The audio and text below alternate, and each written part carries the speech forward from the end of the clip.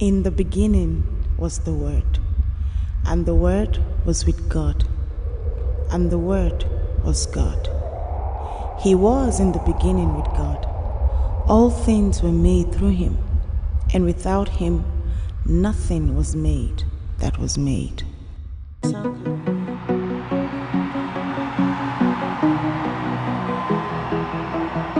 What can't you do, Jesus? Let's go!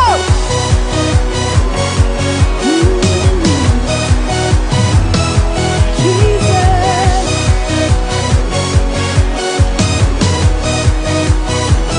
Creator of the universe. What can't you do? What can't you do, Jesus? Somebody said, name above every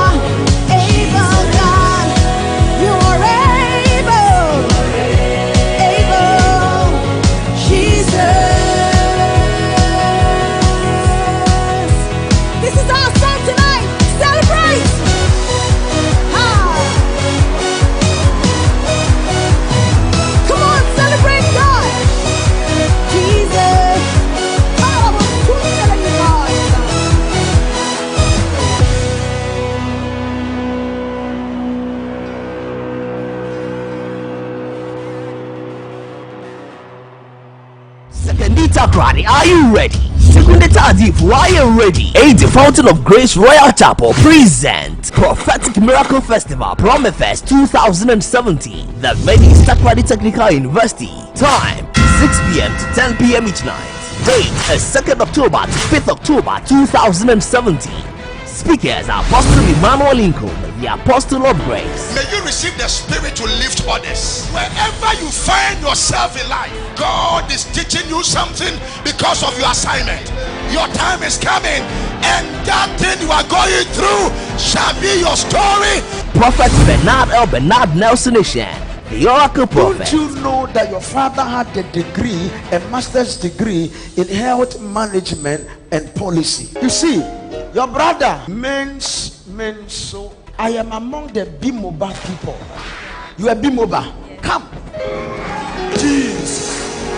Who said come? Number 5. I'm seeing Michael. Do you know Michael? Yes. Michael is here.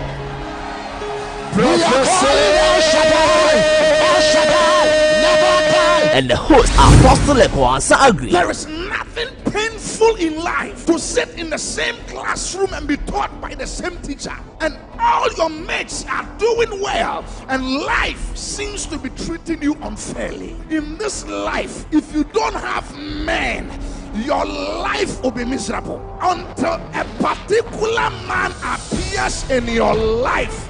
You cannot make progress. Admission is already free. Why Kasi Nawawada Prometheus 2017. Compete for a prophetic miracle. The best in the West.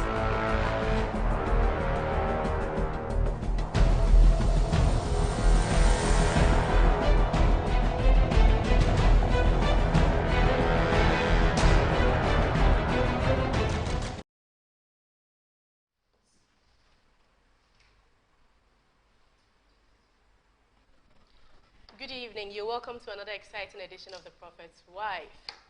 We are coming to you all the way from Ghana, Accra, Westlands to be precise. My name is Mimi Elbernard Nelson, and of course, I have here with me my beautiful panel. That is, of course, the married ones.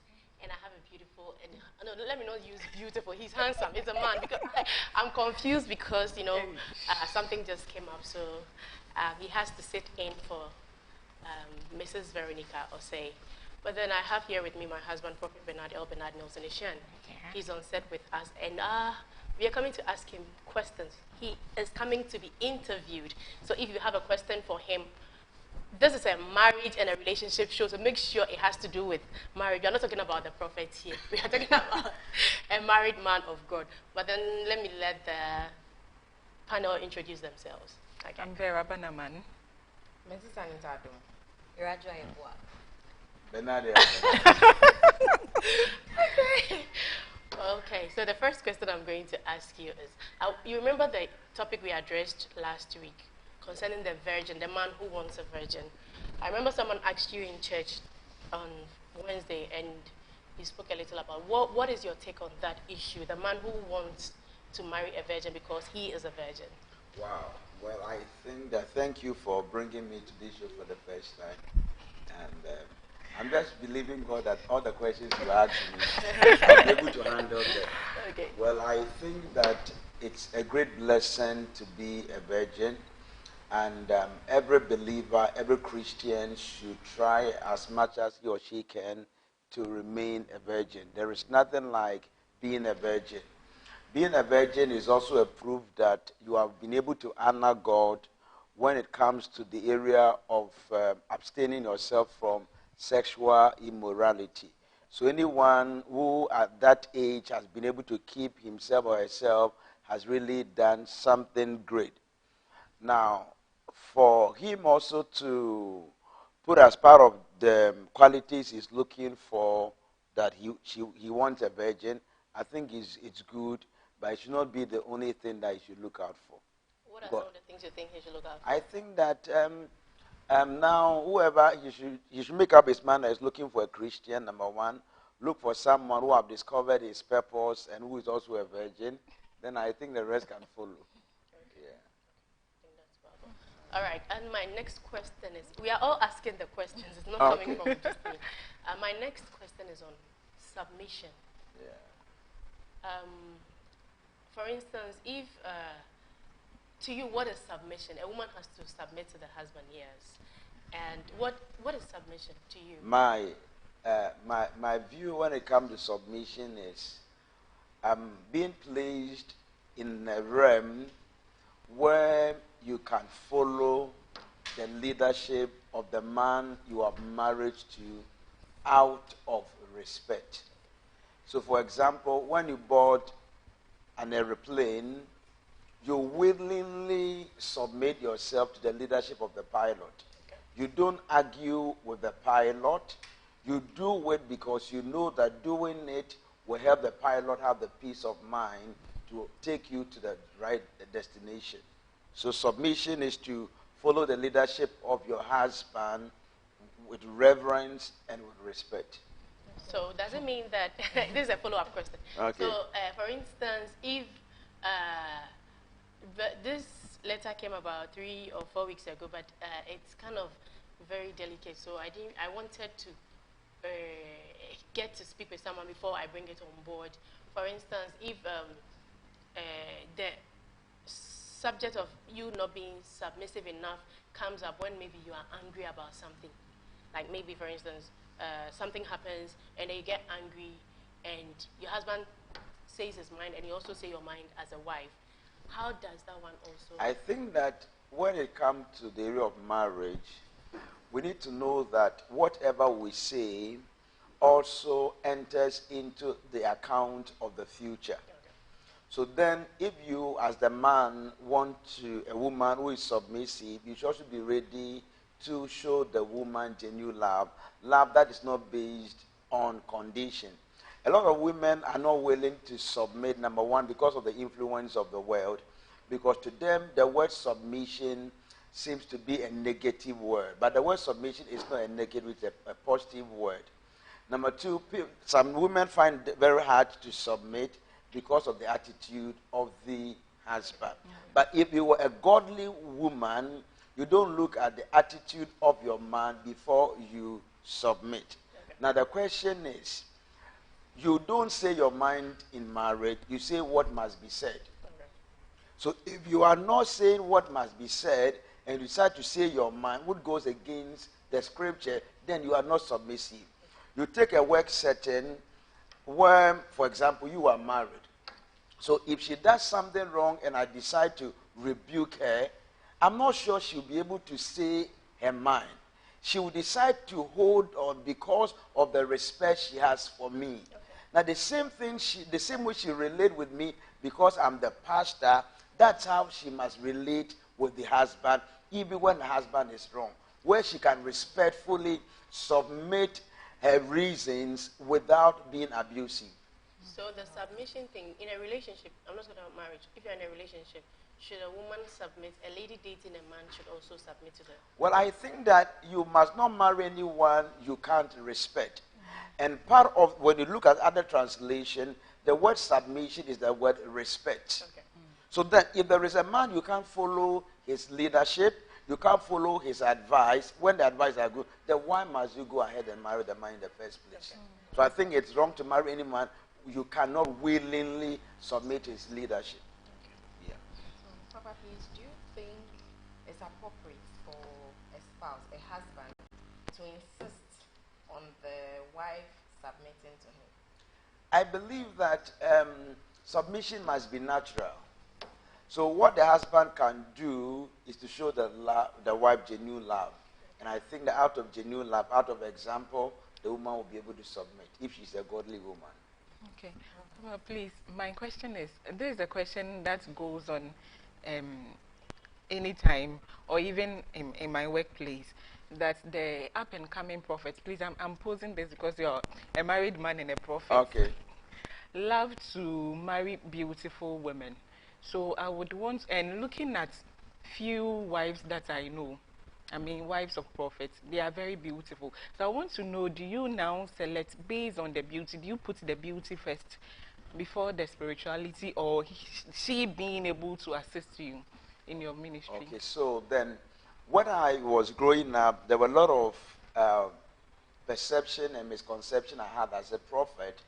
I find out that most of my mates wanted to marry based on what they were looking for, not based on what the Bible says.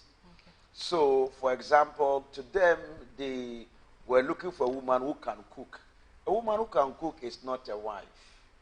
They were looking for a woman who has a nice shape. A woman who has a nice shape is not a wife. There's no way written in the Bible that he that findeth a cook findeth a good thing. So I think that if a prophet is going to look for a woman to marry, or a prophet is going to look for a man to marry, then you are looking for a woman who has the qualities of a wife. Okay. Because you want a wife and not a singer. Okay. Now, when it comes to the area of beauty, beauty can be physical beauty, beauty can be inward beauty. And there is no problem with physical beauty or inward beauty. But in Proverbs, I think Proverbs 31 and verse 30 says, favor is deceitful and beauty is vain, but a woman that feareth the Lord, she shall be praised. So if whether you are going for outward beauty or inward beauty, the Bible says charm, some use charm, the word charm is deceitful, and beauty is vain or passing.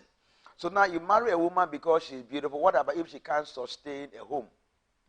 Now these are some of the mistakes other prophets might have made in the past, where some of them felt that if I get a beautiful woman, it will compensate for my lack of education. Okay. So to me, if a prophet is going to look for a woman, not every woman can be a prophet's wife. So the first thing you look out for is someone who has a relationship with God. If she's not born again, if she does not have a personal relationship with God, and you are the one who is going to help her to develop that relationship, it will be a very strong battle. Okay. Wow. Papa, I want to find out, yesterday at the summit, something came up. I can't remember exactly what came up, but it was about people cooking for their beloveds. And some people believe that if a woman cannot cook for you whilst you are dating or courting, then it means that she might not be able to cook for you when you marry her. Do you think that is part of the responsibilities of a beloved to cook for the partner? Well, yes and no. I don't see anything wrong with you cooking for your man or for your woman whilst you are dating. Okay. And I also see something wrong with that whilst you are dating. Now, imagine you are dating a man who is in Accra alone and he is sick. There's no one to cook for. Okay. And you are available. Will you say that you won't do it? But when it becomes your habit, your attitude, then there's something wrong. The Bible encourages us to shun any appearance of evil. There's nothing wrong, but it can communicate any kind of thing. So I think that to be on the safer side whilst you are dating, please date. If you really want someone to cook for you, you want your husband to cook for you, you want your wife to cook, let the person become wife or husband and he'll cook for you. Okay. Can a Christian married couple divorce and remarry? Why not? Under what condition can they do that? The condition is that, for example, the only condition that a woman or a man can ask for divorce, even though that condition is not the only condition, is when there is an issue of adultery. And you are not ready to deal with it. If you can deal, the Bible encourages you to keep on married. So you decide to divorce because of adultery, and later you find out that you still want the person. Why don't you go back so you can still go ahead and marry? In instances where a married woman goes, maybe is working, and other married men feel or get attracted to her, what can the woman do to avoid them? I think it's a blessing to be married and still be interested in you. For other people to be, because there are a lot of people after they get married, they stop taking care of themselves. So if after you are married and still people are interested in you, there are two things it means.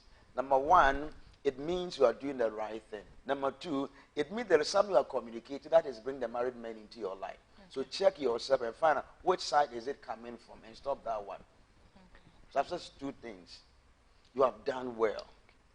Number two, the other aspect that it could be you are dressing in a provocative way that's attracting the married men. Or you are living your life like a single man or single woman whilst you're a married woman. So it's bringing other people to. Well, I'm asking this question based on Sarah and Abraham. So what would Sarah have done for the king not to see that? I think that Sarah was, every great man has an eye for a great woman.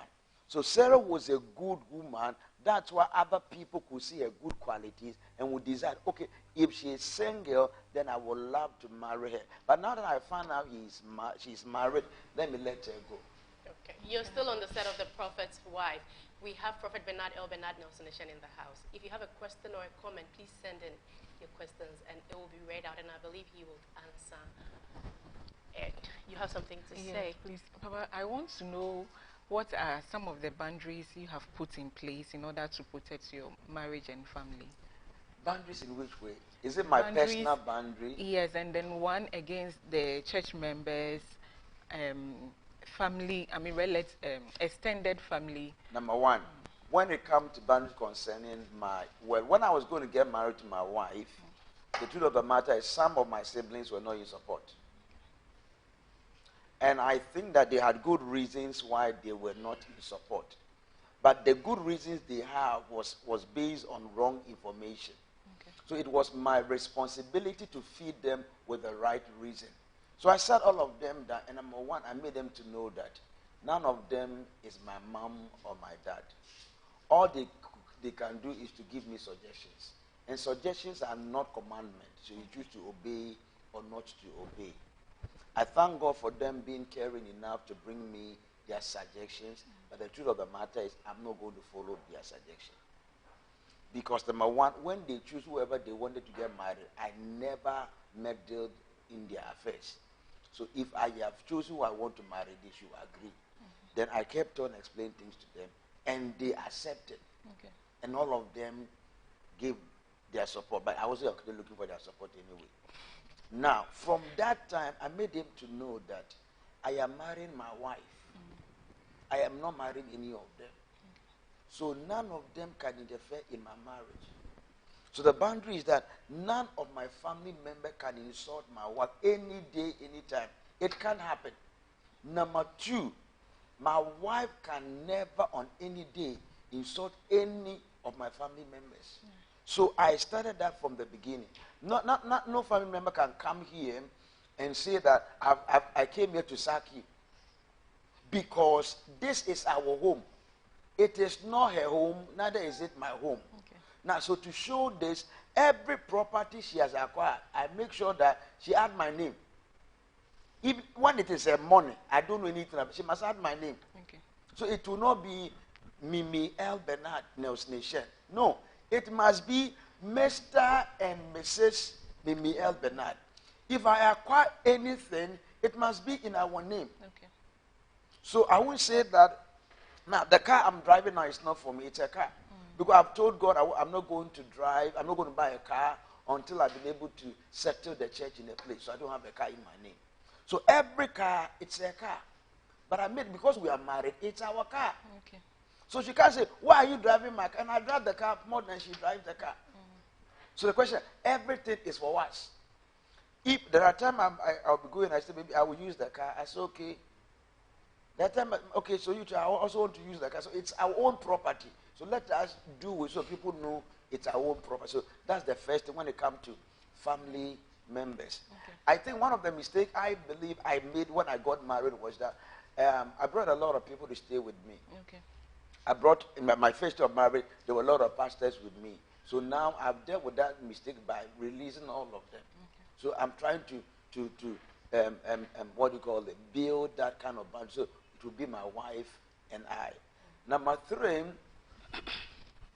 when it comes to the church, I believe that anyone who respects me must automatically respect my wife.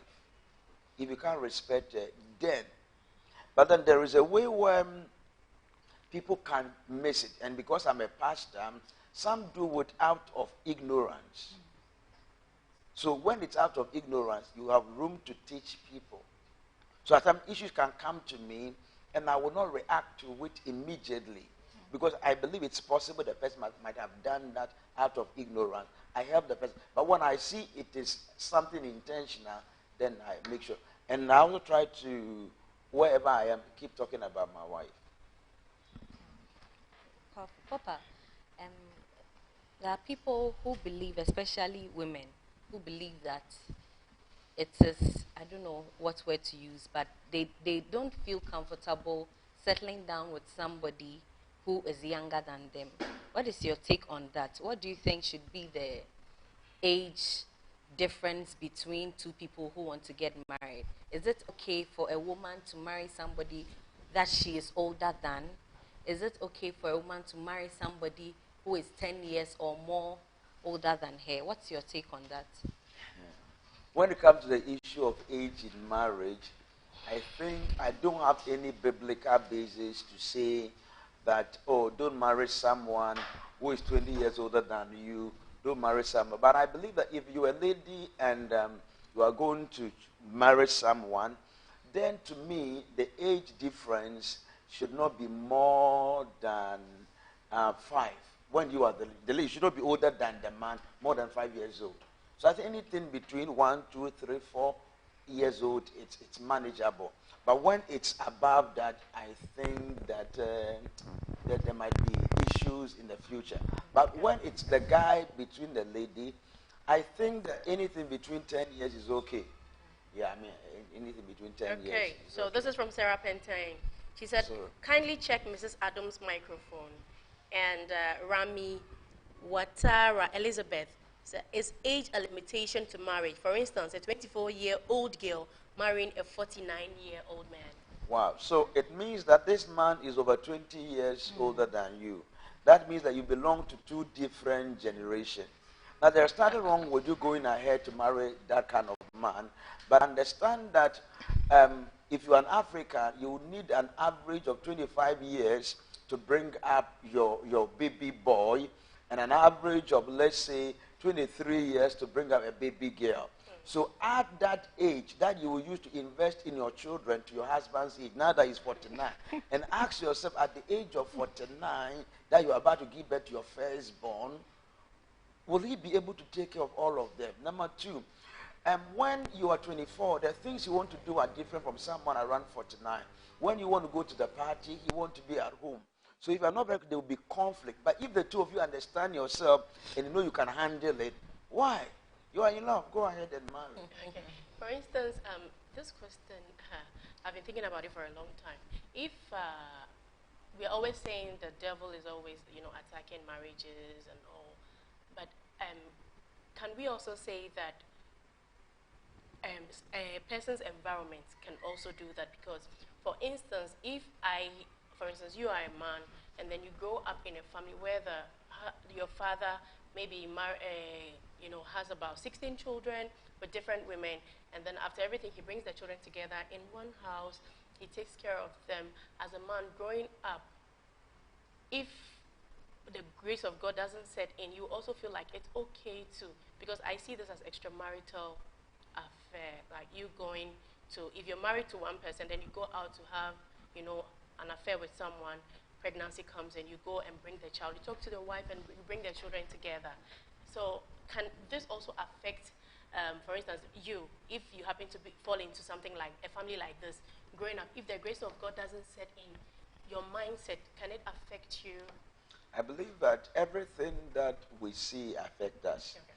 Then it could either be positive or negative. So then you look at your father, you look at the 11 children he brought with different women, and you look at the issues that come out, and you can learn that, well, if my father had married one woman, then I'm sure that some of this issue wouldn't have happened. So the other thing you can learn is how not to follow the footsteps of your father. That if you are a wise person who love observing. And the other thing will be that because you have seen, you think is the right thing to do. So if the grace of God doesn't come in, you can be born again and still be following that footsteps. I think because sometimes you meet Christians and they mess up, like Christian married men, they mess up and then they are like, even in the Bible, Abraham had an affair made. King Solomon did this, had how many concubines, how many wives. So that's why I... What is wrong is wrong. So you missed it. You don't need to look for any way to justify whatever that you have done in the past. So. Okay, please. This question is, let me say, an add-on to what Mommy asked first. Okay. And she was asking about sexual immorality. Is it just sex as in penetration? Penetrating a woman, that is sexual immorality? Well, you see, when it comes to fornication and adultery, all of them fall into sexual immorality. Now, there are realms, I don't want to go, there are realms of sin.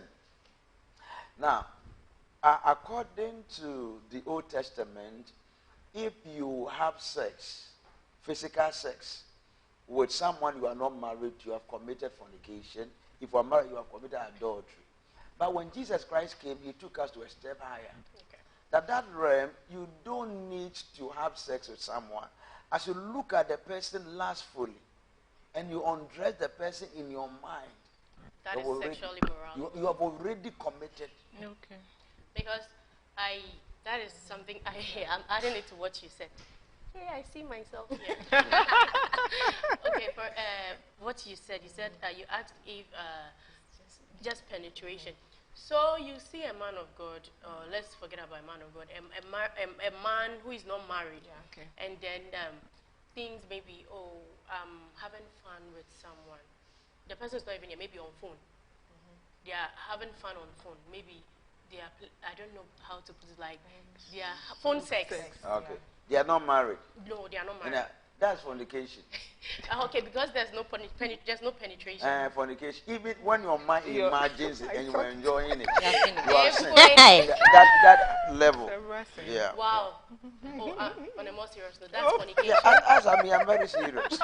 So everything I'm just telling you. Someone having a conversation with someone on the phone and then they are having a phone sex is fornication. Yeah, fornication. Wow. That's powerful. Even on the phone says, while the lady is walking around, you look and say, my God. And you begin to imagine what you are doing to her. You have already sinned. Wow. Powerful. Papa, Jesus talks about the fact that some people are born to not to marry. Will you show me that scripture? Yes, Matthew chapter 19. Read it. All right, I'm reading Matthew 19, 11 and 12.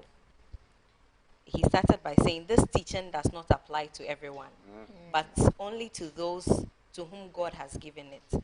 For there are different reasons why men cannot marry. Some because they were born that way, others because men made them that way, and others do not marry for the sake of the kingdom of heaven. Let him who can accept this teaching do so. Matthew 19, 11 and 12. 11 and 12. Okay, so ask your question. Yes, please. So my question is actually based on those, he said that some of them, because men made them that way. So I'm looking at a scenario where a woman has been disappointed or been embittered about men, been disappointed several times.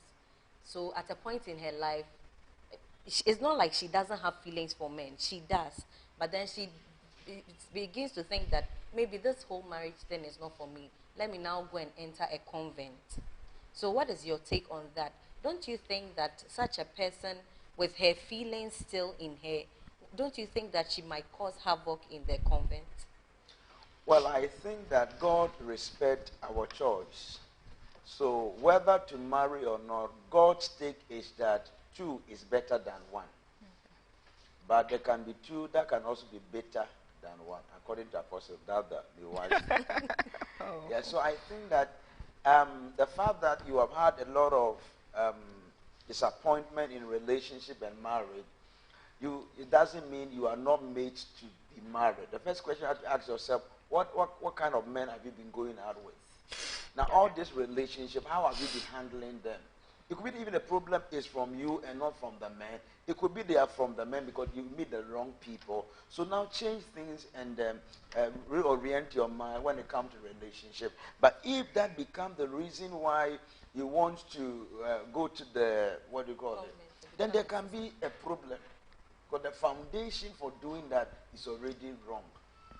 And as long as the foundation is wrong, then everything is wrong. Papa, please, I would want to know how to do with the spouse, or let me say a husband, because there's more finances, who is unwilling to save ahead of time, catering for the kids' fees, maybe rent. How do you set such a person down? Maybe you sat the person down, oh, he accepts it, and next time I will put so and so in place, and it comes the next semester, it's still the same. I mean, how do you... That kind of spouse need financial education. I believe that most of us, from where we came from, it has never been the responsibility of our parent to teach us certain basic things about life. Okay. We leave those things to teachers who might not even know it. So, whilst you are growing up, your father, your mother does not teach you how to save and how to invest. Now, as you grow up, it becomes your lifestyle not to save. You, whatever you get, make sure you destroy everything. So that means that it's the person's character, it is now his attitude. Now, for you to deal with that attitude, the person must be ready to unlearn and relearn. And that might not be easy. So that's why in times of courtship, some of these things must be discussed way ahead. Then it's also not only the responsibility of the man to save, the two of you have to make a conscious effort to save. So I think that if you give a person time and help the person to change, but if it's not doing, find a way to do it. Because when there is a problem, they will tell you you are responsible for it. Okay, who in your view is a virgin? Who in my view is a virgin? A virgin is a virgin. Oh no, please. You know, before you came on set, we told you that this is our sex, and we don't want straightforward answers. So please explain. A virgin is someone who has never had penetrative sex. Wow. Okay. Oh, really? Because Okay. I know there are people out there who do not penetrate, but they fondle, they do all That sorts is, of things. they are dangerous virgins. Oh, so they fall into that. They They are fall into being a virgins, but virgin. they are dangerous. They are still virgins. Experienced virgins? Yeah, they are experienced virgins. Wow. We both Virgin are who right. experience. So you go to the dictionary, it will tell you someone will be the virgin when the person has physical sexual intercourse. So whether the person did whatever, you are still a virgin. Only I that said you that because are. of the penetration thing that So, you so that because if you do that, then you are just experienced. Virgin who is very dangerous. Not correct virgin. Wow. Papa, in 1 Corinthians, Paul talks about the fact that if somebody is not married or somebody is single, it makes it's easier for the person to serve God. So doesn't mean that marriage makes it more difficult for a person to be committed to the things Well, the of Bible God. makes us know that those who will marry will have trouble. Because now when you are single, you are not thinking about taking care of a baby. You're not thinking about going to cook for your wife or for your husband. So as long as you are single, your mind, and a Christian, you have more time to serve the Lord. But there are singles who are doing all these things with their... Because they are, so I want to look at the single from the viewpoint of God, that everything is okay. So you have more time to serve the Lord. Now when you are married, you think about your husband and your wife. So even when you are supposed to go somewhere, you need the approval of the man or the woman. There are children to take care of. We are having a program because of your child. You desire to come, but you cannot come. So when you are single, you have to make sure you maximize that period very well to serve God. Wow. I want to divert. Oh, okay. Divert. I like it. Please, what price can a woman pay to operate in the level of the prophetic like you? Hey. Well, I believe that as long as the woman is called into ministry and she desire, whether she is called as a prophet or not, and she desires the prophetic anointing, one of the price she must pay is the price of the source. Because you cannot be a prophet when God is not your source. You are something else. So when the woman spends time with God, when the woman obeys God, then she's paying the price of the God source. Now, someone can say something for me to repeat it. Now, if I have to be able to keep on repeating it, they have to stay close and hear whatever she is saying. Okay. So that price is very important. The price of desire. The price of, you need to desire. And a proof of desire is in pursuit. A proof of desire is seen in what we do. You can't say desire the prophetic and you don't listen to prophetic message. You don't attend prophetic conference. So I'm sure that when the woman begins to pay this price, yeah, she'll be able to get that. Please keep the comments coming, the questions, and share the link to your friends. Invite people to watch, and God will bless you. Early part of this year, there was this ongoing debate that I happened to chance upon, and it was like when two single people come together to fornicate, they should be forced to marry just because they fornicated. As a Christian, and this was going on amongst Christians, and they were like, someone even said that they don't understand what is going on with this modern Christians lately. They don't know what is going on. How would you respond to this? Well, I will not even respond to it if it wasn't because of you. Okay. Well, I believe that if you're a Christian and you find yourself in sexual sin, and even when it ends up in pregnancy, for you as the lady, don't use that pregnancy to bind the man that you have to marry me. Because the man is marrying you because of pregnancy, not because of love. Yeah. If you're not very careful, as the marriage progresses, anything can just happen. As a brother, don't marry a sister just because she got pregnant for you. But my other question is, if you were not ready, why must you impregnate her? Sure. So now that you have impregnated her, who do you want to take care of it? That is me. So I think that there are certain discussions that are not the best. There are a lot of things we can talk about than talking about when someone sleeps with someone. Are you the one who allowed her to sleep with you, or you allowed him to? Then now you have enjoyed. If you are done, go your separate way. And, unless there's pregnancy? if there's pregnancy, go your separate way. Okay. Papa, please, Is it me or I'm not seeing the comments? Michael, if you're seeing anything, can I? Then the comments are coming. The comments and the questions. I can't see anything from here. So. I only see a Rabina Judy plan. She said, environment affecting marriage. Everything affects us, positive or negative. Papa, great one. Learn the good side, because what is wrong is wrong. Daddy, today I'm with you. Amy, sometimes she's not with you. Mrs., you were asking a question. Yes, a question that, Papa, you... But there are some questions. I can't see it on my phone. Can I read it? I have seen. I'm also monitoring my own. Okay. Okay, no problem. Okay, I can give it to you. Let me see. You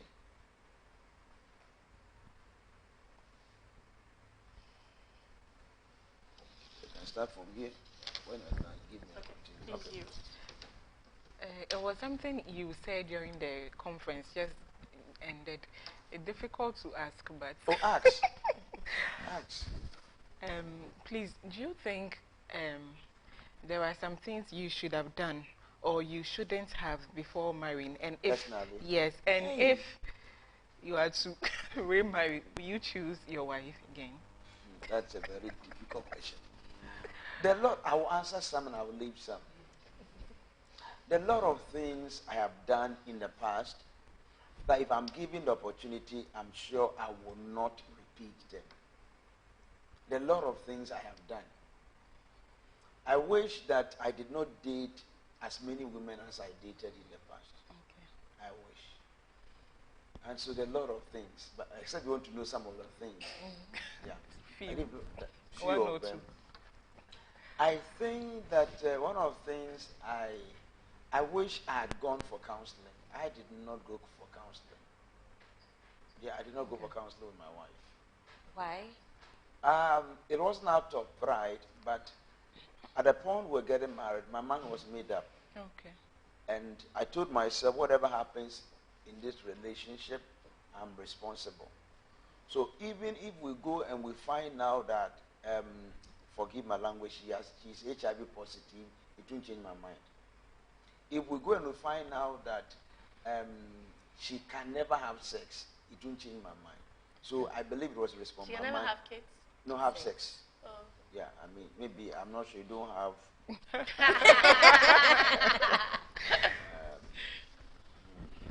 And I'm not sure I'll be ready to. So my mind was just made up. So that was it. It was just a matter of responsibility that I have made up my mind to marry her. Nothing will change my mind. So I went ahead. Number two, if I have the opportunity to marry my wife again, yes, I will marry her. Papa, she has been around for a long time. Yeah. Was it that you were not sure? That's why You even grabbed and grabbed. Okay, people ask, well, you see, I dated my wife in 2007. She was giving me problems, so I broke up the relationship. And the problem is that, and that's a challenge of a lot of young prophets. I feel like I don't want it to worry me. Okay.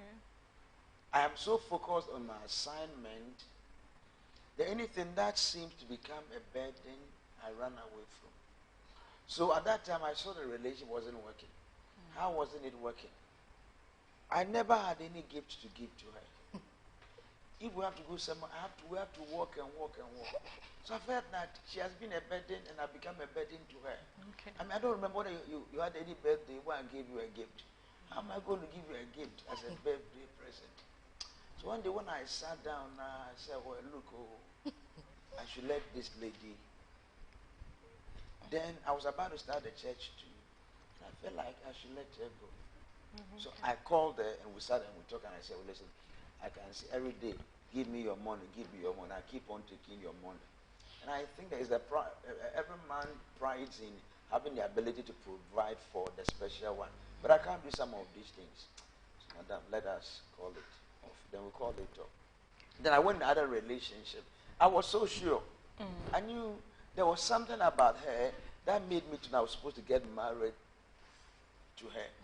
But maybe I was a little bit stubborn. I was a little bit stubborn. Then when later I wanted to get married to her, she was also trying to be a little bit stubborn.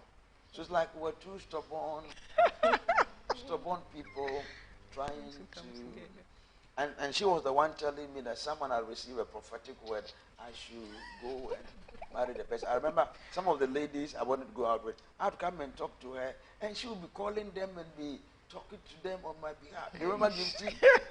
Yeah, some of them. So I'm like, what kind of lady is this? I'm telling you, and you are helping me, calling them. What is all this thing? So it was, I was sure. But when my mind was made up,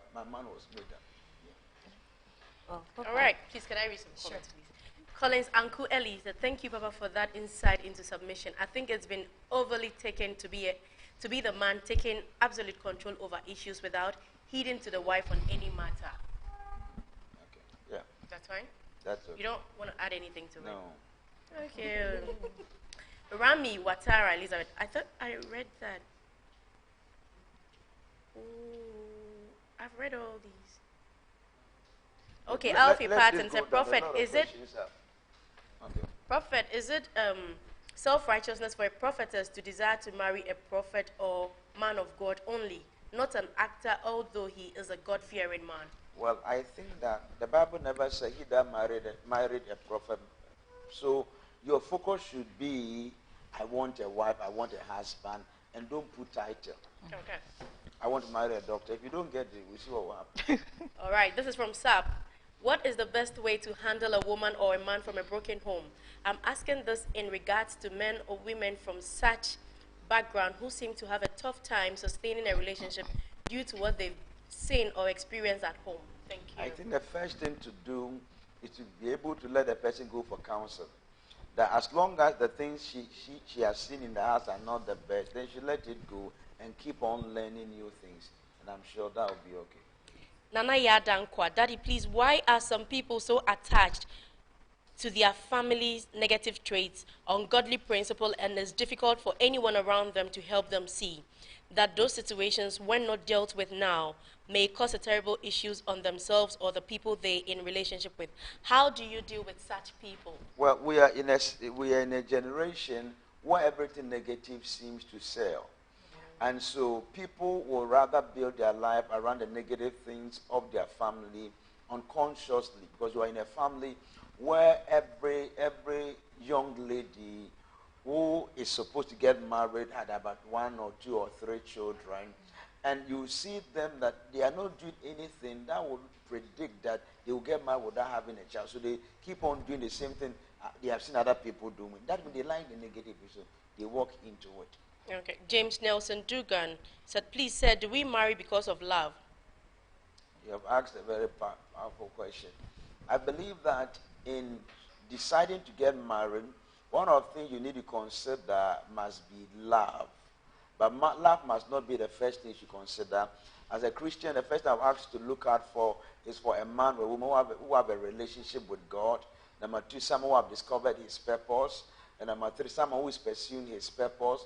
Number four, someone who will respect you for who you are and for what you do. Then someone you can love. Okay. What will you do with someone who respects you but you don't love the person?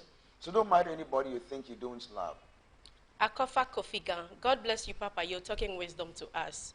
Aseye Dogbe, Papa, what is your take on marrying a man who has ever dated your sister? Dated your sister? Yep. Fine. Well, I think that he dated your sister. He did not marry your sister. I really don't know how deep that relationship is. If your sister is comfortable, you are comfortable, he's comfortable, go ahead and marry. Wow. Why not? They dated. So they are Christian. They never had sex. What if they did? Or had a child? They never had sex. Okay, what if, let me add a follow-up question to what she said. What if they did? Run away. What if they have a child? They have a child. Still run away. What I'm saying is that they tried going out. The relationship did not work. Now your sister has exited that relationship. She is in a different relationship. She is comfortable. She does not have a problem. You don't have a problem. The guy does not have a problem. What are you waiting for? Go ahead and marry. Okay.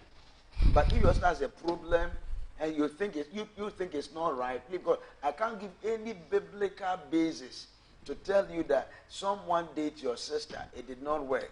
You are in love with the person. The person is in love. Everybody is comfortable. So please don't go ahead. Wow. Vincent Bannerman just came online. Hope I have not missed a lot. Okay, so they just brought A lot. Nana Yadankwa, Daddy, you are an honest prophet. You speak it as it is, regardless. God bless you for your sincerity. They say I shouldn't say it that way here, but I'm trying. No, we didn't say that. You know, on your set, this is my set. You get the point.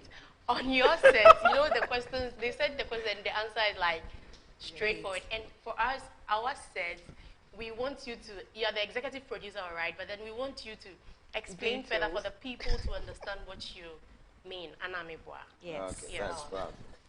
Jairus Okain. Prof, would you ever advise anyone to use your modus operandi since your marriage is working? Well, I believe that. I think maybe some of them maybe makes mistakes. So you have to just read it as you know. He said it means method. The model. Okay. So what I'm saying is that, well, you don't have to just look at the outward appearance of people's marriage to conclude that it's working. A lot of people are faking their marriage, whilst some people are genuinely enjoying their marriage. So I believe that to a greater extent, I mean, with every marriage there are storms, there are challenges, there are problems. To a greater extent, I think I'm enjoying my marriage. So I believe, look at your wife, look at your husband, and make sure you enjoy your marriage. Don't compare yours with other people. Okay. This from Parrot Mouth. If you are a prophetess, marry a man like me. Okay, like him. Oh. But there are questions He's a in front. comedian. In front? Yeah, I mean, before Parrot Mouse on Adelaide, there's a question from Fifi Snow. Then it didn't come here. I can read. No, just it's about okay. And I think it maybe yours is faster than mine. I'm sure maybe it will be down there. So you ask. Jairus. Okay. I wanted to find out, would you advise your daughter, who is a virgin, to marry a widower who has 3 kids? The widower. What I will ask Minel. Okay. Thank God. Minel is of a marriageable age. Finds a man who is a God-fearing, whose wife is dead, has children. The man knows where he's going, can respect Minel's family, will respect Minel herself, will allow Minel to be herself. Oh, what am I waiting for? Celebrate grace. Yeah. This is from Daniel or Bing Davids. Prophet, what should be the average courtship period prior to marriage, and what are your views on love at first sight leading to marriage? Love at first sight is invitation for investigation. So you see someone, you like the person, that is the physical you are seeing. What about if the person is mad? Should you say, wow, I love you? No, it is an invitation to investigate, to find, is he born again? How is lifestyle, how socially mature the person is. Then as you see it, you can now move on. So I believe love at first sight is there, but it's just an invitation. No, the question is your take on it leading to marriage. People who met at first and then... When I met, it was love at first sight, but I had not proposed to you there. I like you. So what I'm saying, so as you meet someone, you like the person, there's nothing wrong with that. But it's just an invitation to know how mentally mature the person is, how spiritually mature the person. But you don't just look at the physical and say, I'll marry you by fire. Okay. But there was another... Yeah, he said, what should be the average courtship period prior to marriage? Well, the Bible have never given any courtship period when it comes to marriage.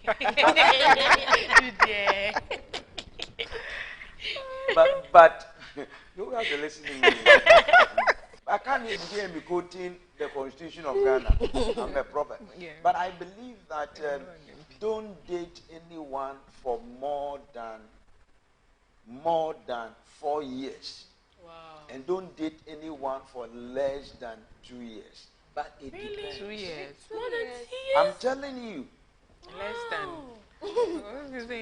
So like you meet someone, and I mean, like the shortest time you want to date is like 6 months you want to get married. I think it should be above 2 years. Okay. But not more than 4 years. All things being equal. But then there are people who have gone up for 5 years and the relationship still works. There's nothing wrong with that. But know that if at that point maybe you start dating at the age of 25 and you dated for 10 years, you are not 35. If the guy now says, I don't want 35 years, you have wasted 10 years of your life in a certain foolish relationship. That is true. So any man who doesn't know when he wants to get married, it's not someone you must start a relationship with in the first place. Right. Because they are indecisive. Okay. Don't waste your time. Zelda Aku, Papa, please, is it advisable to marry someone who knows about your negative past? Why not? Everyone has a past. Any man or woman who cannot handle your past, cannot handle your present, cannot interpret your future. I have a past. So you should be comfortable enough to handle my past. And I want you to know, I don't want to lie to you about it. But it's not everything you know that you must say. As in what I said. No. As in you must not tell the truth about everything. I have never said anything. Did I mention any word with truth? What I said, it's not everything that you know that you must say. So you must withhold some information. I have never said that. No, this is in other words. Now, the Bible says, Jesus said, you shall know the truth and the truth will set you free. Yes. He did not say you shall tell the truth. How will you know the truth if it's not told? What truth do you want to know? So now my mother is mad. Is it your problem? But what if you want? The person has to know. A genetic. No, I'm asking you. You have not asked me. Why must I be the one to tell you? You know, ask you about my mother is mad. Some of these things are generic. No, so you got me. I'm asked.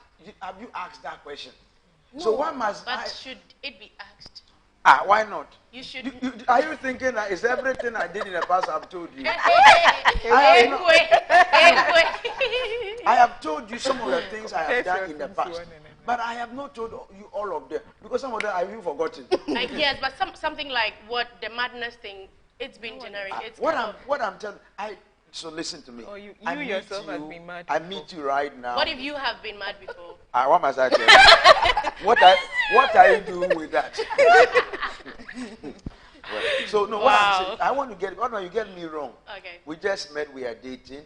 We don't know whether the relationship will end up in marriage. And I want to tell everything about my family. It's dangerous. Now, there's certain realm when we know we are going to get married, then certain vital truth must come out. Wow. But it's not everything that must come out. So we can decide to have an open conversation. You are going to ask me questions. I'm going to ask you questions. So, for example, how many men did you sleep with?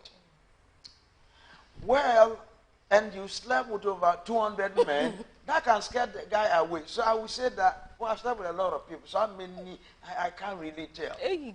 I'm telling you the truth. red What is their name? What do you need their name for? Are you a register of a university? All right, this is from Kessie Anna. She said, God bless you, Papa. I'm being blessed. This is so powerful. Adelaide Awulete, please, you're no more Awulete, you are Clote. Yeah. What do you have to say about men of God not helping their wives at home, especially with the children, but publicly speak about their family as though everything is fine, and sometimes lie about things they don't do as though they do it at home? Why must you be pretending on your pulpit with what you don't do? Anything that I don't do, I don't talk about it. Because I don't remember the last time I cooked for my wife. Even cook for myself. No, you don't even know how to cook. So that is what I'm saying. So I don't have to come to the pulpit and say that I cook when I know I don't cook. Okay. Now, when it comes to men helping at home, we are from a certain culture that believes that when it comes to issues with the house, it's the responsibility of the woman. So it is good, but we also have to know that there is no scripture that supports that. Do you get me? So in order for your wife or your husband also to enjoy the marriage, there are things you do. Now, let me tell you something.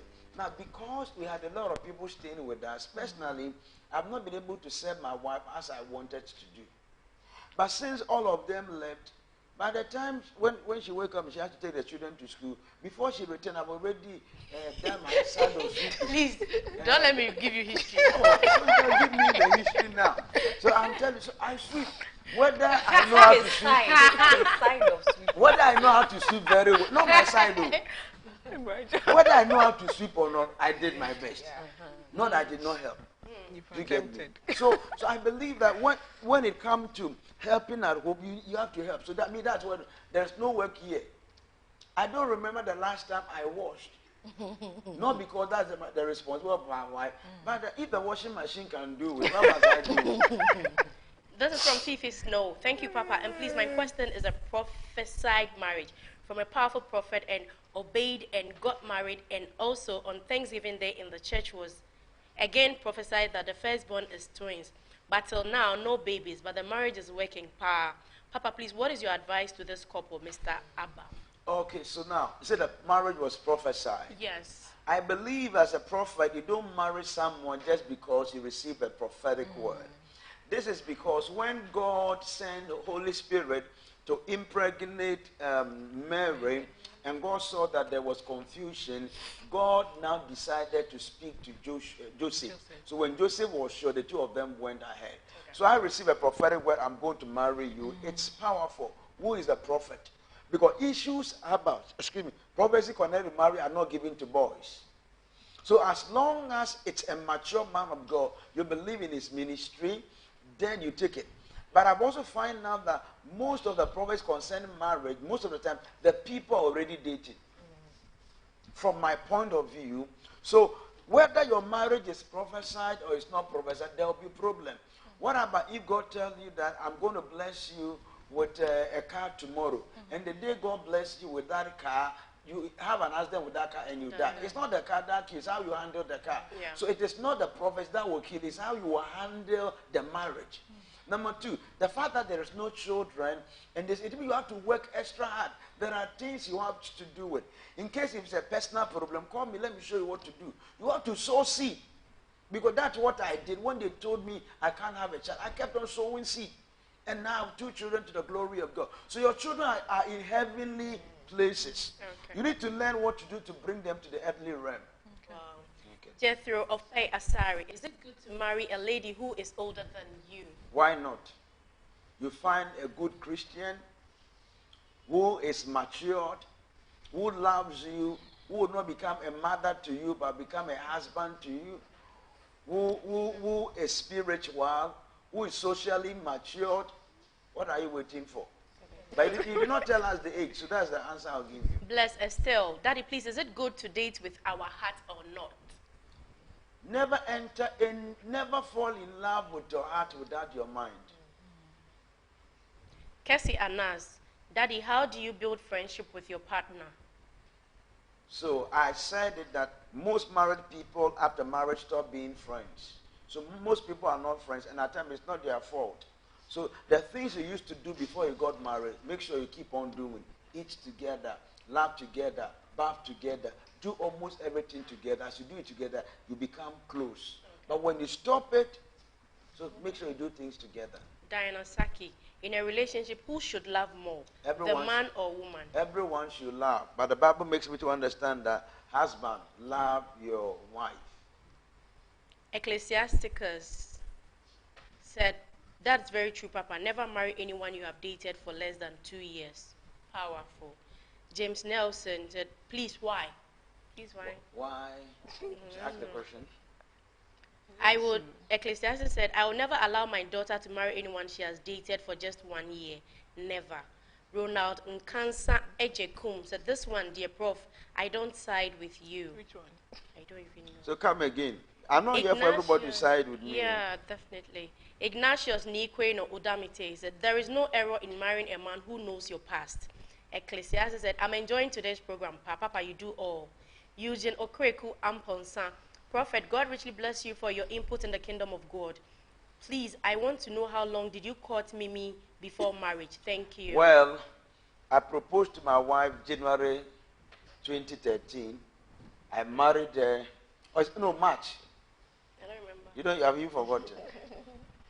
So I married her September. 2014. Now the reason was because the same year we did not even date for 1 year. So I might have now. The reason because she has been my friend from 2005. So I have known her. We have been friends. Whilst I was dating, we were still friends, and we're still friends and friends and friends. So what am I waiting for? Again to study.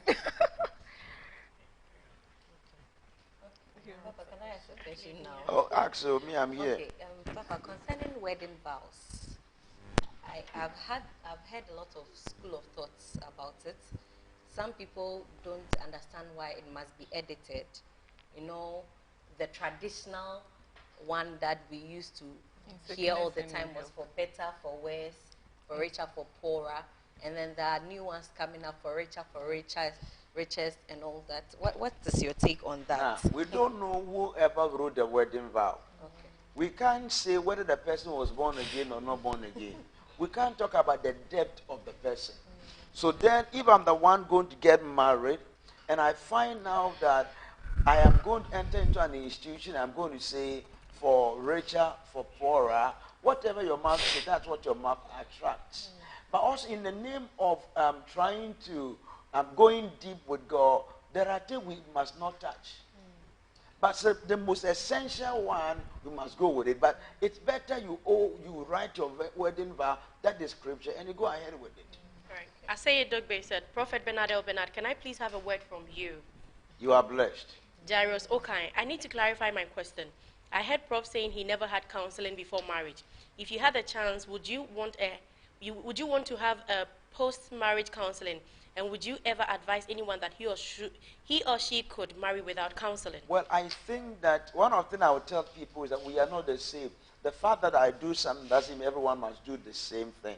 That's why I said if I have the opportunity, I will go for counseling. Number two, it should be part of our life to always be going for post-marriage counseling. It should not only in times of trouble. If something that would, I recommend that in a year you go for at least 3 times. Not because you have a problem. So then there was another question. On the same. Said okay. So would you advise? I will not advise anyone to follow that. Let us follow the right thing. And the right thing, if you are going to get married, go for counseling. So follow. Okay, and this is from Mina Favor. Daddy, please, there's a guy who wants to marry me, but my dad wouldn't allow because he thinks he just wants American papers. What should I do now? Do you know the guy well? Why is your father saying that? So find all these questions and ask yourself, if you were not in America, would he have married you? Adelaide Awulete said, I dated less than a year. I think maturity really counts in this matter because we all have different destinies, Mrs. Clotte. That is true. But the fact that you dated, your marriage cannot be the standard because no one knows what is happening in your marriage. But what I'm saying is that if you date for 2 years, it might not change anything. If you date for 1 year, it might not change anything. Okay. So the right is that let us follow the right. Is it advisable to talk to someone about who God has spoken to you? For example, if God has told you you are going to marry a particular person, and perchance you are already dating that person, should you tell the person that this is what God told me? I think that yes and no. There are times that when we tell people that God told me, it's as if that even if they want to exit, they cannot exit in the name of what God said. So you can prayerfully keep on praying about it. When you get married, you can tell the person, that's what God said to me. Wow. Papa, please, how do you deal with an in-law? Let me say, the wife, your husband's mom, who has just heard you've bought a new house, and the husband's mommy think it's solely from the husband's money or something, but the wife knows how they got the money and then how they got that house, and the mom is trying to bring a sibling in the house because he thinks it's all about her son's well-being or something. I believe that immediately people enter into marriage, they can't decide on issues by themselves. So if my wife wants to bring anyone to this, we have to discuss it, but I have to agree. If I disagree, it must not happen that way. So they have to go back and work on those issues that this is our house. If anyone is coming, I should be comfortable whoever is coming. But at the time my wife takes the decision to bring people, without me knowing, I take the decision to bring people without her knowing. But maybe just for a night or, like something like that, we'll move on with it. Adelaide. So in that case, how do you deal with the mother-in-law? How do you settle that? Because of that, it's bringing... If you have any issue with your mother-in-law, let your wife or your husband deal with it. Other than that, what you can tell your mom that your mom will not be offended. When you tell your mother, you saw Yeah. All right. So they have to deal with that issue. That's why I said that everything, immediately you get married, everything you acquire should be for the two of you. It's very important. Ni Amasa, Papa, would you subscribe to post-marriage counseling? I just said that too. Yeah. Mami said one ponsa. I want to know if it's a good thing to get pregnant a couple of months before your wedding, because it seems to be becoming a norm now. But spiritually, I feel it's you wrong. committed fornication. That's very true. Sandra Lastas, Papa, please, can you marry someone who has a child? Why not? Okay. Diana Saki. That is when everything is okay. Can you elaborate more on that? I found someone who has a child. Maybe the husband died. It's possible if the person gave birth before becoming a Christian. There's nothing wrong with that. She's not a Christian. She knows what she's doing. What if it's a man? What are you waiting for? As long as all these things are in place, go ahead. Diana Saki, a man of God told me my boyfriend is not the right person for me, and if I marry him, he will leave me one day. Papa, we do love each other and planning to marry soon. I'm not ready to let him go. This has been hurting me for a while. Daddy, what should I do? Number one, pray about it. Go and ask God whether he spoke to the man of God. If God spoke to him, then let the guy go. If not, if God says no, hold on to the guy. But if you come and see me, I'll ask you 5 questions. After that 5 questions, I'll tell you whether it was God who spoke or the man of God spoke. Efa Abebio Wilma, I've been watching you for long. I know you like blue suits. Please inbox me your sizes. Hey, Efa. Send me an inbox right now. Immediately I'll get back to you. Put it on air. My number? No. My size? Yeah. Michael, what's my size? My size 48 48. is too small. 48. The one I brought on Thursday, it wasn't 48, it was 50. No, that's the blazer. The blazer is 52, but when it comes to suit, okay. when it comes to 48 is okay. Okay. Na Dede Ayi, you've dated someone for about a year, and as it is, you do not know any of his family members or friends. Is it healthy or not? Well, it's possible his family members are dead. All of them. His friends are dead. All of them. So but why must you be dating someone when you don't know anybody? What are you doing? They're all dead. So what I would advise you to do is that let the person be able to take you home. Where does he live? Where does he stay? Find where are the parents. Find out. Even if the parents are dead, there could be some family members that you have to ordinary. That is an unhealthy relationship. Daniel Obin Davids, I agree with the 2-year period before marriage. It can be friendship, dating, or courtship, but at least one should know the person for that period. That's right. Time always exposes character. That's right. Okay, let me talk about this. For instance, you said you and I were friends from 2005, and we got married in 2013. We dated in 2013. No, we dated in 2007, and then we broke up, and then so something like this. For instance, you've been friends with the person. What if there are characters? You know, people hide certain things that you wouldn't know. So what if this person isn't right? The fact that she's been your friend for long, or he has been. Now, when I say you've been friends for long, I'm not talking about I met you in 2005. 2005. You traveled to America. I never saw you. I did not know anything about you, and you came and said, "I've known you." That is not knowing. That is dangerous. What I meant in my own is that I knew you from that period. I moved to Accra 2006. Since I moved, almost everywhere we go to, we talk together. I used to see you almost. I started the church, you were still there. So we kept on getting to know ourselves and things like that. So, okay. Yeah. Daniel Obin, no, Nana Yabotre, please, Papa, how do you handle a husband who doesn't seem to care about anything you do and still claims he loves you? Teach him what to do. There are people, most men think that what they say is more important than what they do. But to the woman, what you do must correspond with what you say. So if you say you love me, have time for me.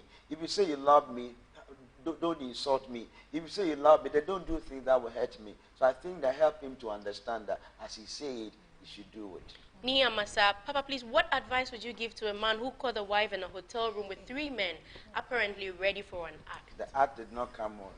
Let her repent. 3 men. And let her repent. If you have a good heart, forgive her and find out what really happened. Embrace your wife or your husband back and move on. Adelaide Awolete said, Papa, please, is it wrong to prioritize other people and always make your partner secondary? Any man or woman who will make you a secondary matter is a dangerous person. So I think the right thing is that even when it comes to the church, it should be God first. Your marriage second, the church third. Never put the church above your marriage. Any day, any time. Wow. God should be your priority, your marriage your second priority. Abobia Posha, Daddy, please, what if the guy or lady with a child is divorced? So find out how they divorced. If it's a way that is scripturally accepted and you love him, he loves you, all the things I've said concerning choosing someone, they are in place, why not?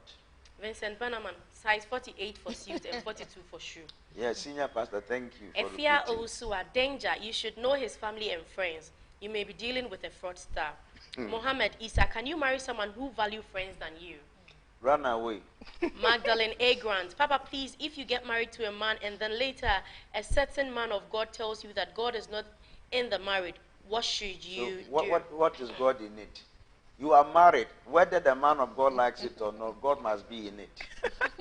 After you are married, God is in your marriage. That is it. So if you say God is not in it, where is God? I really don't know about that one.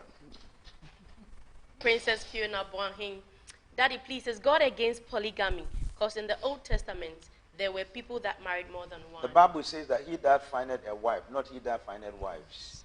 Okay. Ni Amasa, Papa, your answer is powerful. Pow. Hey. Because I want straightforward answers. Jethro Ofe Asari, I believe in the 2 years course. The first year is just I love you, I love you.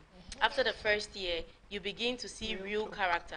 Most breakup is after the first year. Chris Drums, please, is it advisable to date or marry someone who treats your family or his or her in-laws to be better and nice and treats his or her own family anyhow? That is a pretend that you are dating. Run away. Okay. All right, so we're about to sign out. What will be your last question for the Prophet of God? Okay, my last question is, Papa, you always talk about the proof of desire being pursued.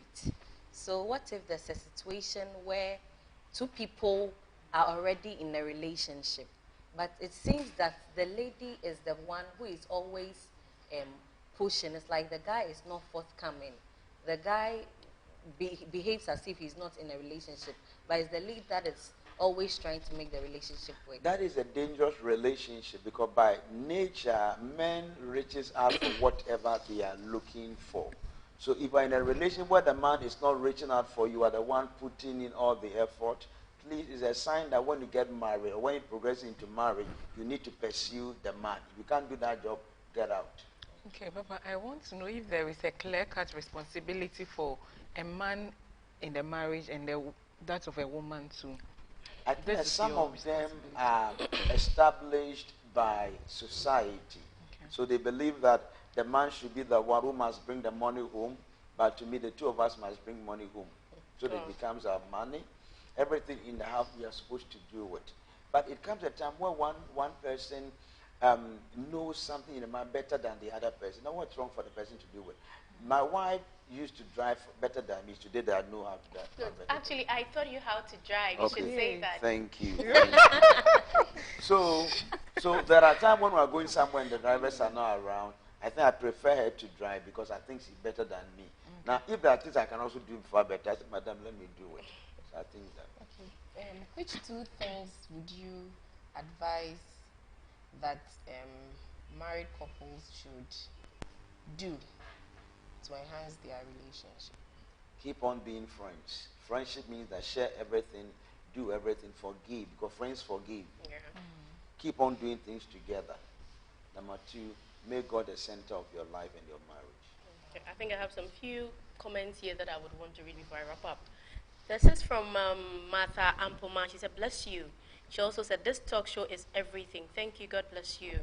Na Ajele Lutrot, how do you deal with a frustrated husband? You talk to him. You help him find out the source of the frustration. Be a loving wife. Don't be an accuser. Compliment him. Take him for counseling. Buy him books. What if he doesn't want to Give go for him counseling? good sex. Sex can help frustration. Hey! This is from Nane Kia Hammond. God bless you. God bless you, Tukukwa. Mina Favor. Daddy, please, would you marry a guy who left you and went ahead to marry someone else and now divorced and come to say he wants to marry you now? Why did he divorce? How did he divorce? Now, if it was someone who left you and never got married and came back, it's possible now you have discovered your value. But you went ahead and divorced. Until I know the basis for the divorce, I can't tell you to go ahead and marry. Wow, that is deep. Parrot Mouth. God bless you, sir. Now I can get married. I'm waiting for my invitation. Adelaide Aulete said, powerful show. Na Ade Tigis. God bless you. I have learned a lot. Thank you. You're welcome. Chris Drum said, thank you, Papa. Daniel Obin Davis. How important is temperament, choleric, sanguine, etc. in the choices of a life partner? I believe that your knowledge about your temperament and that of your wife position you in a better place to be able to handle your wife. So your wife is the kind who doesn't talk.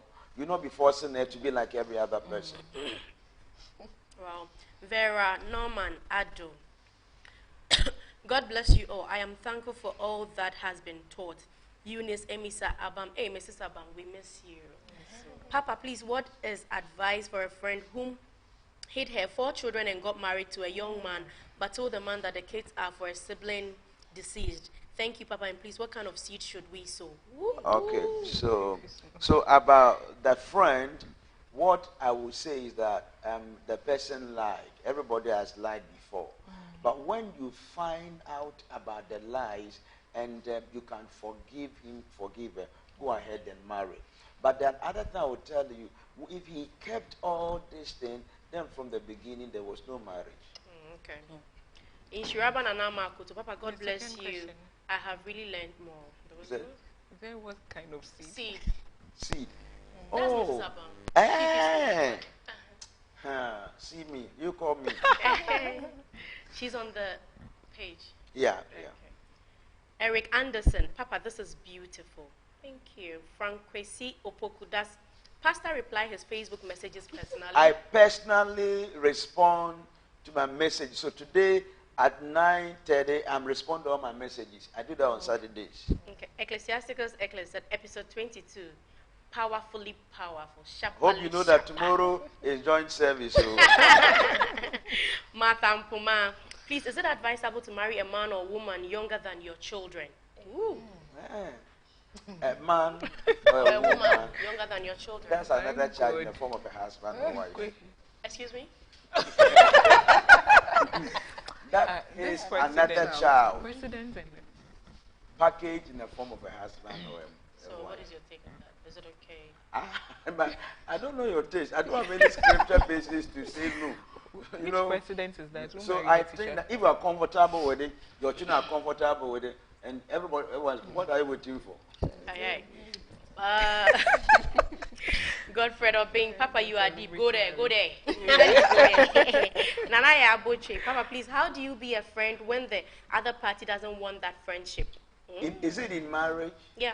But before you asked got her. married, it's possible you were friends. So find out what had really changed and try fixing it. If you become an example, I'm like, you know that when I wake up in the morning, I'm the one who keeps my wife. My wife has never woke up before. So I keep on doing so that she will learn. You always say this. And because I want you to change. Mami say one ponsa. Most guys these days are not spiritually stable. You put in so much energy into courtship and they mess it up. Seriously, I think we should be more concerned about their Christian life and how spiritually they are before anything else. Some of them messed up because they were the good men but not the right men. So you rather have to thank God that they messed up and moved out of your life. Wow. You don't have to cry and do all those things. Ecclesiasticus said, Papa, would you allow your son to propose to a lady who is already pregnant by another man? Woo-hoo. Pregnant by another man. Okay, so they are This still is not. dead. They are still not married. So, but my son has realized that the lady, after having said, became born again, and is in love, and is genuine love, And I is see nothing pregnant. wrong with it, and is pregnant With another man's child. why not? My father. Go there, don't mind. Well, you see, I'm speaking. That's why I keep on quoting the Bible, and what I think to me I can handle. I don't want to say anything I know I can't handle. The ones I can, I leave it so that you don't All right. take me on. Joy Oparilabi, not been to your church before, but I never missed any of your online sessions. I have learned a lot for the past 3 days. God bless you, Prophet. Anita, hi. Joy, send me a message. Nia Masa, Papa, from your perspective, on what basis would you advise a man or woman to forsake divorce? When you Maybe give a scenario. For example, I don't have any basis to ask you to seek for divorce. Wow. Yeah, because even when the man or the woman is caught in adultery, Bible provides that if you can handle it, handle it. But I think in the case of divorce, The person is in beating you. beating you, but you knew it. Brutally. You know, some of these things started in courtship. So you endured it. Not that we were advising you that now if we give you one, he'll beat you. Stop. You say, hey, you are married. Continue. In Shiraba Nana Makoso, powerful prophet wife. God bless you all. Amen. Ronald and Cancer Ajekum. Great program. Papa is youth and his wisdom is great. Lydia Boama, God bless you, Papa. Papa, today we won't allow you to go. Niamasa. Joyce Awasa. Papa and Mommy, God richly bless you. I am learning a lot. Pastor Bride, Asamoah Mordecai, Prophet, is any woman marriage material? No, not every woman is a marriage material. Some are career material, some are school material, and some who are marriage material. Akofa Kofigan, Papa, please tell husbands to listen to their wives when they are talking to them. Some give attention to their phones, movies, etc. I'm Mr. not here. Kofigan, I'm not here. your wife says when you go home today, please don't take the work home. She says that don't take the work home. So I'm just telling you, don't take the work. I just inform your husband for you. All right, so I'll end with a question. My question is your take on children of men of God, preachers who always go offline. They are lies. All these people are lies. Okay. Anyone who will say that children of men and women of God always go out, they are not telling us the truth. Okay. Because before you can say that children of men of God do that, give us the statistics. Okay. Even in the Bible, you will find out that the children of men of God who went on the order of God are more than those who went out. Yeah. So don't let us just build based on what we've heard or we think we've seen or the few cases we've seen. But I'm sure that there are times where some children have gone off. So the question is, if what you are teaching If what you are teaching on the pulpit is not working at home, stop what you are teaching at the pulpit. Go and fix the home and come back. All right, Prof. Sam just wrote something. He said, I have not read his comment. I've not read his comment, and his comment is up there. So I went up there and I went to check. It was just, go there. I have read go there. Okay, there's another question now. Okay. Down there. Papa, please, who do you seek counseling from in your marriage? Personally, I have a lot of marriage books by Christian authors, and these are, I make sure their marriage is working. I seek counseling for my spiritual father, Reverend Eboa's son. I seek counseling for my father, Apostle Emmanuel Inkum. Now, my wife and I have agreed that anytime there are issues where we are trying to solve a person we cannot, and we try bringing the scripture, and we think that the Bible, we think that one of us is trying to bend the scripture, the final authority must be either Apostle Emmanuel Inkum or Reverend Eboa's son. So whatever they say, whether we like it or we don't like it, we just keep on. So I can naked myself before my father. She can do the same thing, then we move on. Okay, all right. I believe you had fun. I had mad fun. I don't know about you guys. I really had fun. I want to say a big thank you to you for watching us, your airtime, your time, and the love you have for this show. I just pray that God will bless you and lift you. Yes, and our beautiful makeup is by CJZ Makeover and Polka.MUA. My beautiful outfit is by Ohima Couture. Thank you very much. But then again, this show is being produced by Prophet Elbernard Nelson, and we want to say a big thank you to him for believing in us and always putting us on the set. Thank you very much. God bless you. And to the crew, Efo Kufiga, thank you. God bless you. Mickey, producer Papa, Yami Shra, thank you so much. Please, we are having service tomorrow morning. The time is 8:30 to 11 a.m. You can pass by and God will bless you. You can also come for the evening service. I prophesy. It's strictly prophetic service. You can come and you meet God's prophet, Elbernard Nelson. And who knows, God will use him to be a blessing to you prophetically. Thank you. God bless you. See you same time next week. Ta-da. Bye. Bye.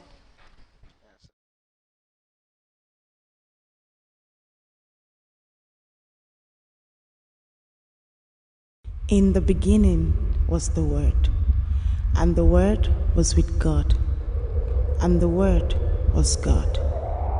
He was in the beginning with God. All things were made through him, and without him nothing was made that was made.